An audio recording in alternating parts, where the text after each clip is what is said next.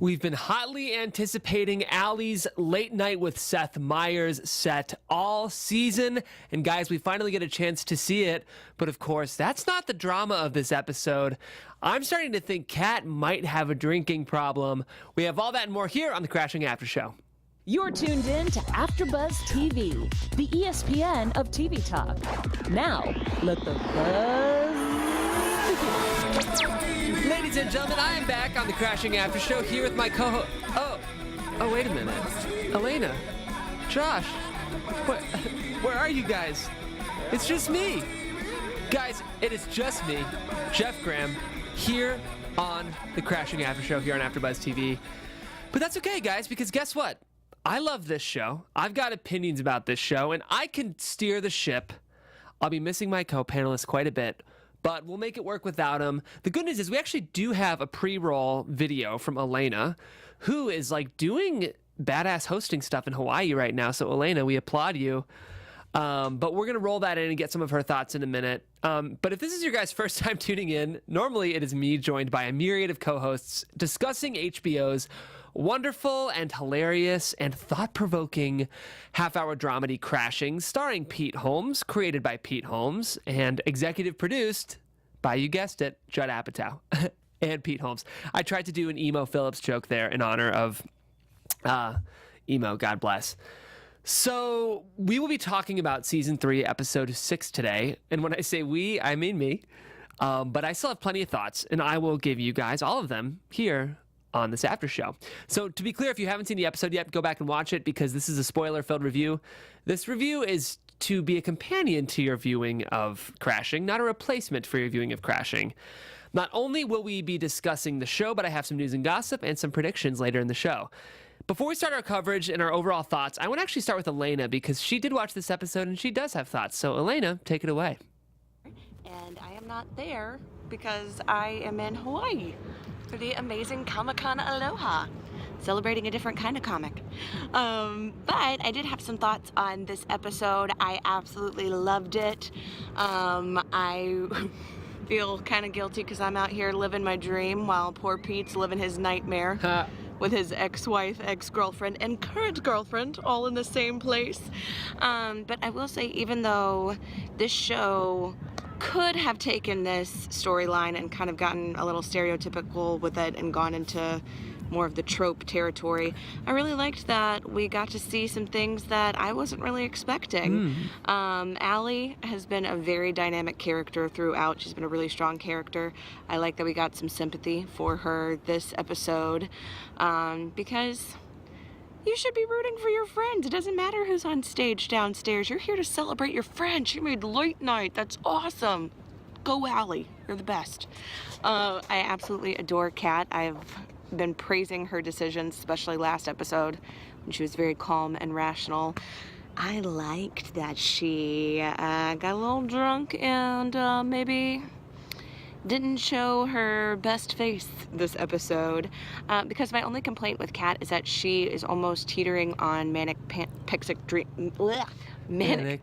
dream girl I hear territory. You. I hear you, Lena. I could have just edited that out, but I'm not going to. I'm glad you kept it. It's real. It's real here in Hawaii.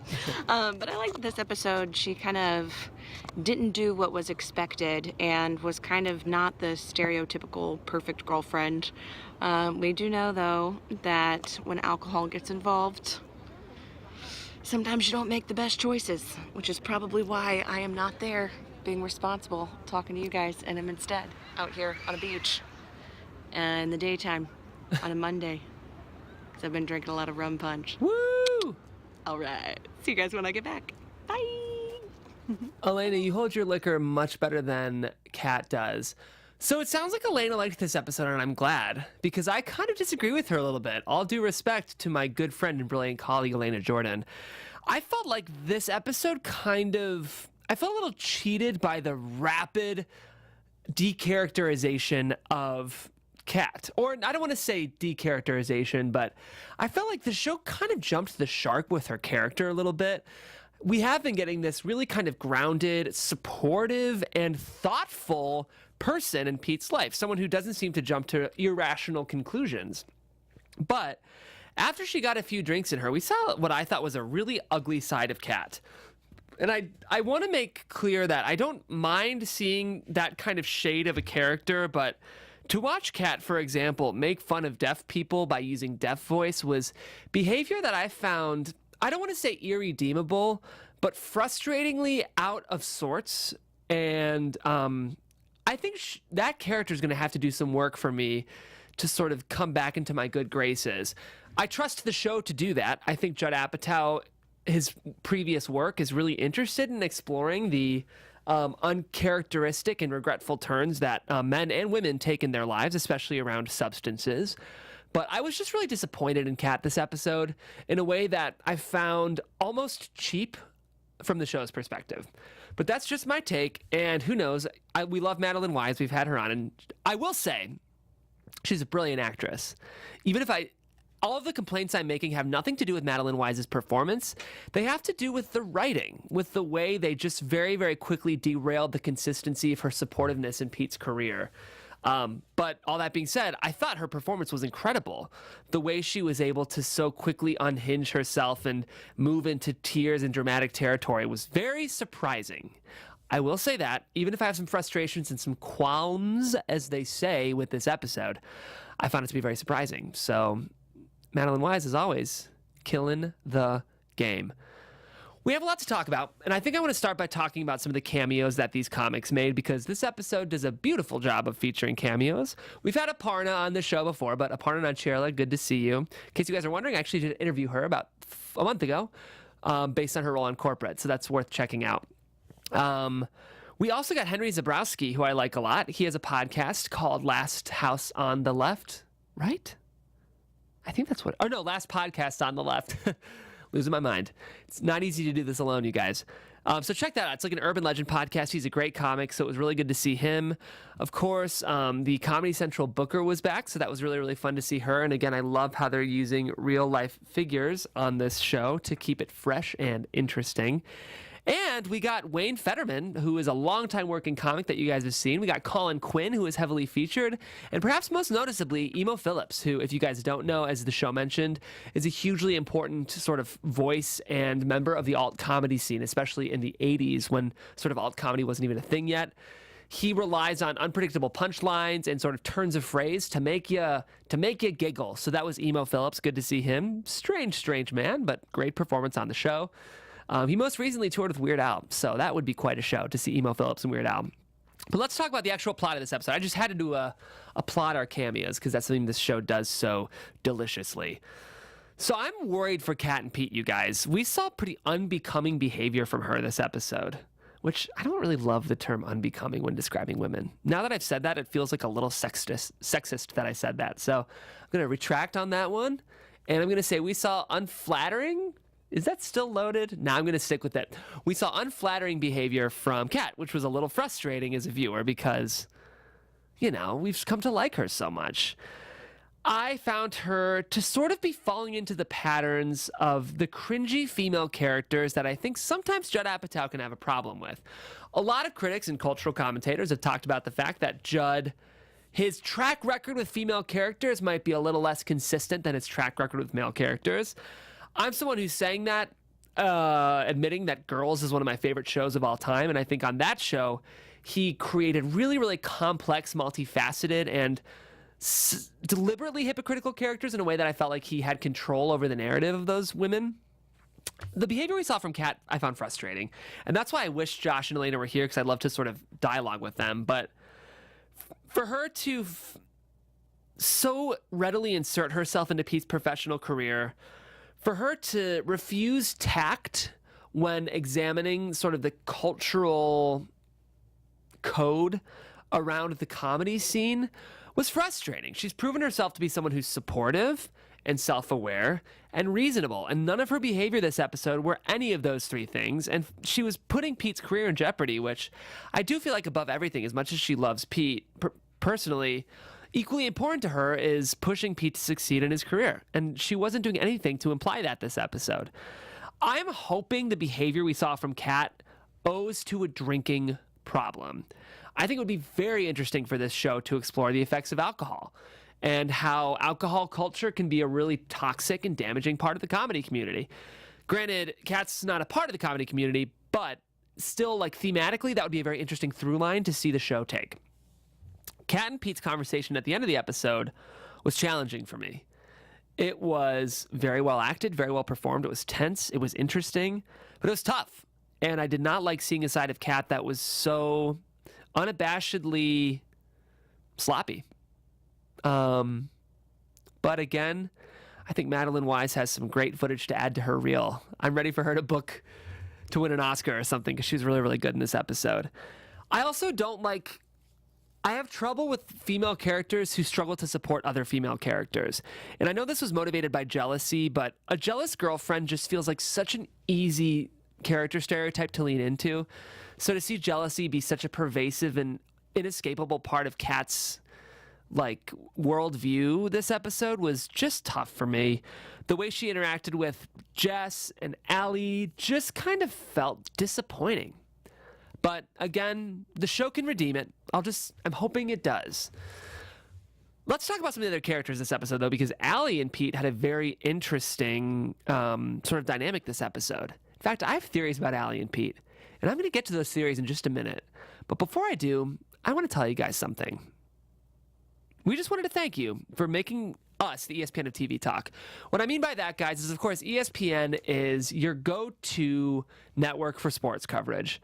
In the same way, we are your go-to network for television coverage. Guys, I cover Crashing because I'm a classy guy. I'm a dude who likes high-concept, scripted premium cable. But guess what? I also cover The Bachelor, which many people assert is one of the trashiest shows on television. I might not even disagree. But guys, guess what? I love it. And I cover it every week because I'm obsessed with TV just like you are. And if you're as obsessed with TV as I am, because I know you are because you already tuned in, check out some of our other shows. We cover reality. We cover soaps. We cover drama. We cover comedy. We cover animation. We cover wrestling and sports. We cover events. We cover so much, and it's all TV all the time. We're always talking about it, and we're obsessed with it, like you guys. So tune into some of our other coverage and subscribe to some of our other YouTube channels. Even more important, if you guys could hop on iTunes and give us those 5 stars, that would mean the world. We do this for free for you guys. Podcasts, they don't cost money. We spend our hard-earned time and our hard-earned cash bringing you content for free. And so one way you guys can help us is by giving us those 5 stars on iTunes. What that does is that actually, ooh, nice. That's Steve-O in the booth. And Steve, you cover Vikings here at the network. Yes, sir, I do. So, I do. Skull, by the way, skull. Skull. I don't even know what that means, and that's an example of how much we cover here at the network. But giving us those 5 stars, guys, what that does is that actually upvotes our podcasts. It makes our content easier to find. And it just means a lot if you guys do that. And if you do, we'll read you on air. So hop on iTunes, give us those 5 stars, and we will salute you on air by reading your review. Being a part of AfterBuzz TV has meant so much to all of us. It's meant so much to me. It's really helped me in my career, not only with hosting, guys, but with producing and just spreading my wings in this business. And we truly appreciate your support and doing what we love. So thank you so much. Don't forget to tell your friends and keep enjoying our shows. And help us continue to be the ESPN of TV talk. Let's talk about Jess and Pete. Let's talk about Allie and Pete. We will talk about Jess and Pete, though, too. Guys, I think Allie still loves Pete. I think she's still got a big old C-R-U-S-H, which spells crush. Yes, exactly. The reason I think that is because they flirting, yo. And I feel like Allie's recognizing that Pete brings something that her current boyfriend does not. I think his name is Ted or Ned. I should know because I'm a super fan of this show. I'm going to stick with Ted, and if I'm wrong, I apologize. But Ted, he's a nice guy. He's a little vanilla, though, isn't he? He's a little boring. He always tells Allie what she wants to hear. And Pete gives her the truth. He gives her the honest, authentic truth. And that's something that, you can't trade. That's something that you can't ignore. And the reason I think it's most important is because Pete is also confiding in Allie. They're confiding in each other. And Allie sent that text message at the end of the episode. And that's not the kind of text you just send to a friend. That's the kind of text you send to a companion. And I want to point something out because it's important. There were 2 text messages before that final text. And they said, hey, you. And they said, thinking about you. Those aren't texts you send to a friend. I don't know. I might be wrong. But I don't think those are texts you send to a friend. Professionally, Allie's in an interesting position. She has this discussion that I think is important about being good versus great. And the comedy community, you need to be great. You can't just be good. We talk about that all the time in the show. There are amazing writers who write great jokes, have a fresh point of view, but they might not be great because they can't deliver those jokes in the way that a stand-up comic would. So I'm glad the show brought this up. It's a really important part of stand-up comedy. And you know what, Allie? I heard your set. I thought you were great. Interesting, the show tackled the are we allowed to talk about our friends and personal acquaintances in our stand-up? Allie talked about penises. She might have been talking about Pete's penis. Pete's penis was a huge focus of this episode. We talked about Pete having little dick energy. We talked about Pete not always being able to keep the soldier at attention. We talked about Pete. Well, again, we don't necessarily know whether or not this is Pete's penis, but let us know in the comments. Do you think Allie was, in fact, talking about Pete's penis? And if so, did Kat have the right to get as angry as she did? I don't know. Next week when Josh and Elena are back, I'm going to pick their brains just on that topic specifically about the Petey Pants penis. Okay. Jess was here. Hilarious work from Lauren Lapkus. Leaf was here. Hilarious work from George Basil. I think my favorite moment was watching Jess and Leaf interact because, of course, they're also exes, but they have this really funny kind of hippy-dippy relationship. And yeah, Leaf I'm just always here for. I could always use more George Basil on this show. Just racking through the episode, trying to think if there was anything else. I think we covered most of the big stuff. I've got a lot for predictions because a lot happened. But before predictions, guys, I've got some news. AfterBuzz TV News. Sweet Petey Pants Holmes went on a late-night talk show on E! Called Busy Tonight. Have you guys seen Busy Tonight? It's starring the always charming Busy Phillips, who co-hosts a podcast with Steve Agee, who we did have on this very after show. If you guys watch back in season 1, he was here, and actually Steve Agee's going to be back in about a month here on our network. But he co-hosts a podcast with Busy Phillips. The reason I bring that up is because Pete was on Busy Phillips' late night show. He talked a little bit about Louis C.K. If you are living under a rock, you might not know who Louis C.K. is, but otherwise, of course, you do. He was one of the many notorious accused during the height of Me Too accusations. Notably, his conduct specifically revolved around publicly. I'll say it. It's fine because it's a technical description of the act. Public masturbation was, of course, what Louis C.K. was accused and admitted to. And since then, his comedy career has been kind of a visible train wreck for us to watch. He's been getting back on stage, but diving into material that's considered by most to be kind of crass, tasteless, and lacking the nuance of the point of view he once had. Interestingly, the sort of MAGA hat-wearing Trump crowd he used to disparage seemed to be his new fan base, and he seems to be leaning in. All that said, Busy asked Pete about it on her talk show, and Pete had a very interesting answer. He said, Louis, before his fall, was one of the greats and someone I really looked up to, and I'm rooting for him. I want to see him make it. I want to see him do his best. And, I don't like what I'm seeing now, but there's always hope. So Pete is holding out hope for our man Louis C.K., and we'll see what happens. I also want to talk about Judd Apatow.